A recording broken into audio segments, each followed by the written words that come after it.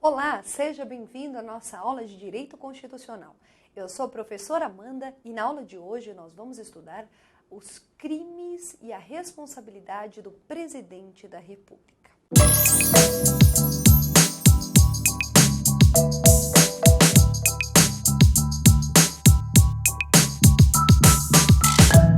Muito bem, a Constituição expressamente estabelece que o presidente da República pode praticar crimes comuns ou crimes de responsabilidade.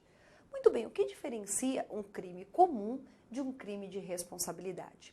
O crime comum é aquele que qualquer cidadão, qualquer indivíduo pode praticar, ou seja, não necessariamente o presidente da República. Não há uma ligação com o exercício da função, do cargo que ele ocupa para a realização deste crime. Exemplo, homicídio, pode ser um homicídio, um atropelamento, pode ser um crime praticado ali de calúnia. Então, esses crimes que são crimes comuns, que todas as pessoas podem praticar, também podem ser praticados pelo presidente da República. Agora, existem crimes que são técnica e especificamente ligados ao exercício da função. Esses são crimes chamados de crimes de responsabilidade. Mas quais são os crimes de responsabilidade? Todos aqueles atos que atentem contra a existência da União, o livre exercício do poder legislativo, do poder judiciário, do Ministério Público e dos poderes constitucionais das unidades da federação, ou seja, âmbito estadual, âmbito distrital, âmbito municipal, poder executivo lá, poder judiciário lá, ok? Todos os âmbitos, em todos os poderes, inclusive o Ministério Público. Também os atos que atentem contra o exercício de direitos políticos, individuais e sociais, tecnicamente espécies aqui de direitos fundamentais. Atentem também contra a segurança interna do país. Então, se o presidente da República pratica atos que atentem contra a própria segurança interna do país, ele está cometendo um crime de responsabilidade. Também crimes de probidade na administração. Probidade significa moralidade na administração, ou seja, atenta contra a moralidade na administração. Esse é um crime de responsabilidade. Também atos que atentem contra lei orçamentária, ou seja, ele começa a praticar atos contrários ao que prevê a lei que vincula os gastos. O presidente da República ele não pode gastar o dinheiro público como bem entender, ele está vinculado à lei orçamentária e aos gastos autorizados pelo Poder Legislativo. Se ele começar a praticar atos além do que a própria legislação orçamentária permite, ele está praticando atos contra a lei orçamentária, contra as finanças públicas, ou seja, praticando crime de responsabilidade. E também o cumprimento de leis e decisões judiciais em um geral, como presidente da República. Então, como presidente da República, ele não cumpre as leis ou ele descumpre uma determinação judicial. Se ele está realizando esses comportamentos, está praticando crime de responsabilidade. Aí você fala, mas professora, que difere se o presidente da República pratica um crime comum, um crime de responsabilidade? Tudo bem, ele pode praticar alguns crimes que eu não posso. Mas qual é a diferença? Importantíssimo para a sua prova da OAB. Muito bem, o presidente da República, caso pratique crimes comuns ou de responsabilidade, será julgado por órgãos diferentes. É aí que está a pegadinha. Primeiro lugar, para que o presidente da República possa ser processado por crimes, nos termos do que prevê o artigo 51 da Constituição, a Câmara dos Deputados tem que autorizar por 2/3 de seus membros a admissão da acusação contra o presidente da República. Então, se a Câmara dos Deputados autoriza por 2/3 de seus membros, admite-se a acusação. só que quem julgará o presidente da República? Ou seja, ele é submetido a julgamento perante quem? Se o crime for um crime comum, infrações penais comuns, quem julga é o Supremo Tribunal Federal. Então, cuidado. Crime comum, quem julga? Supremo Tribunal Federal. Agora, se o crime praticado for um crime de responsabilidade, quem julga o presidente da República é o Senado Federal. Então, é diferente. Se o presidente pratica crime comum, Supremo Tribunal Federal. Se o presidente pratica crimes de responsabilidade, o Senado Federal. Agora, em ambas as situações, eu tenho um julgamento. Esse julgamento só será feito se for admitida a acusação pela Câmara dos Deputados por 2/3 de seus membros. Então, não confunda. Admitida a acusação do crime, seja comum, seja de responsabilidade, pela Câmara, vai ser julgado pelo Senado, se crime de responsabilidade, pelo Supremo, se crime comum. Por isso que é tão importante conhecer os crimes de responsabilidade elencados expressamente pela Constituição. Agora, se for admitida a acusação, se o presidente da República for submetido a julgamento, haverá alguma consequência imediata? Cuidado. O presidente da República, no caso de submissão a julgamento de algum crime, ele fica suspenso de suas funções. A partir de quando? Primeiro, se for crime comum, infração penal comum, ele fica suspenso se recebida a denúncia ou queixa-crime pelo Supremo Tribunal Federal. Então, é do recebimento da queixa ou da denúncia pelo STF. Da data do recebimento, então não é do oferecimento, é do recebimento, ele fica suspenso das funções. Se for crime de responsabilidade, é após, tecnicamente, a sua instauração de processo pelo Senado Federal.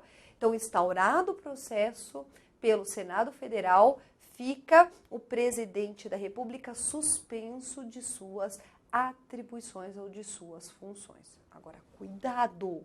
Ele vai ficar suspenso até que o processo finde? Não. Ele fica suspenso por um prazo de 180 dias. E nesse caso, se em 180 dias o julgamento não estiver concluído, cessará o seu afastamento e ele volta a exercer as funções. Agora, ele voltou para o cargo, o processo parou, não vai correr mais? Não, o processo continua correndo, mas ele volta para o exercício das funções. Então, vamos recapitular? Admitida a acusação pela Câmara dos Deputados contra o presidente da República, essa admissão é por 2/3 dos membros, ele é submetido a julgamento. STF, crime comum. Senado, crime de responsabilidade. Ele fica suspenso das funções. Quando o crime for comum, quando a denúncia ou queixa for recebida. Quando for crime de responsabilidade, quando o Senado instaura o seu processo. E aí, então, ele fica suspenso das funções. Até o processo acabar? Não. Por no máximo 180 dias. E se não tiver acabado, não tiver concluído o processo, cessa o afastamento, o presidente retoma as suas funções e o processo corre normalmente. Então, muito cuidado com essas questões, que são questões de ordem técnica e você pode acabar confundindo na hora da prova. Muito bem. Agora, se processado pelo Senado Federal, qual é o quórum para fins de condenação do presidente da República? O mesmo quórum de admissão da acusação. Então, a Câmara admite a acusação por 2/3 e o Senado condena o presidente da República também por 2/3, ok? Então, o Senado pode condenar por 2/3 ou não condenar, absolver. Agora, importante, se o Senado condenar 2/3 dos seus membros, qual é a penalidade que ele pode impor? Senado, ele pode impor a perda do cargo. Então, que é o famoso impeachment. O que o Senado faz é condená-lo à perda do cargo. O Senado não impõe multa, não condena a pena privativa de liberdade, é só perda do cargo. Agora, essas outras penalidades podem ser impostas, não pelo Senado, pelo Supremo Tribunal Federal. Esse julgamento feito pelo Senado não impossibilita que hajam outros processos de outra natureza, temas conexos com esse caso, que sejam julgados em outra esfera, em outro processo. Agora, tecnicamente, a questão do crime de responsabilidade é que é julgado pelo Senado Federal.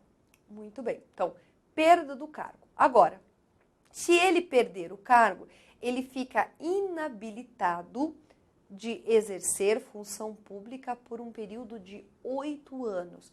Foi o que aconteceu com o então presidente Fernando Collor de Mello, que teve o seu impeachment decretado pelo Senado Federal, 2/3 dos membros, e ficou inabilitado para concorrer às eleições por um período de 8 anos. Atualmente não, atualmente ele pode concorrer, não só pode, como atualmente inclusive é senador da República, ok? Então, cuidado não confundir aí os institutos, os instrumentos, é muito importante que você faça a leitura dos artigos 85, 86 da Constituição, 51, 52, parágrafo único, para que você não confunda esses institutos aplicáveis ao crime de responsabilidade do presidente da República e também ao crime comum.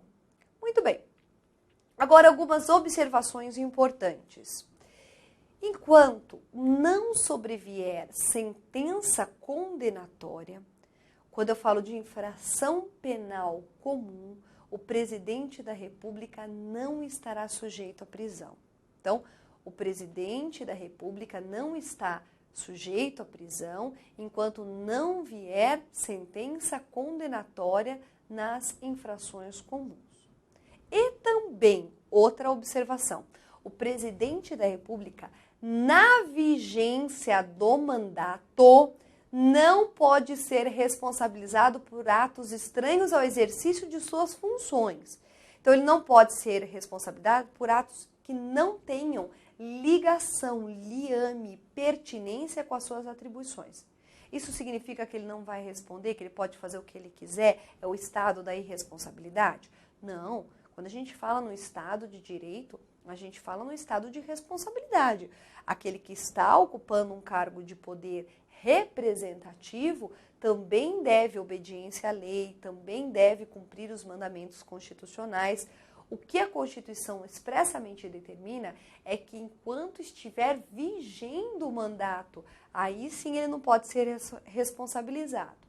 Consequência prática, se já acabou o mandato, aí sim ele vai responder pelo ato que ele foi condenado. Agora, enquanto viger o mandato, ele não será responsabilizado por atos estranhos, ok? E a prisão do presidente da República não pode ser decretada se não houver sentença condenatória. Então, se não houver sentença condenatória nas infrações comuns, ele não está sujeito à prisão.